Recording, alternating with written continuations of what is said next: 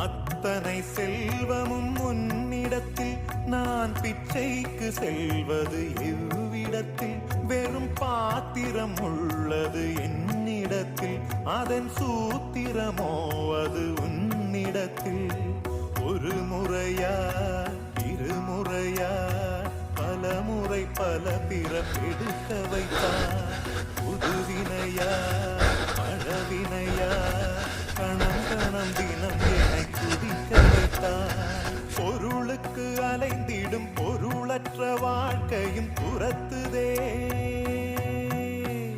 உன் அருள் அருள் அருள் என்று அலைகின்ற மனம் இன்று பிதற்றுதே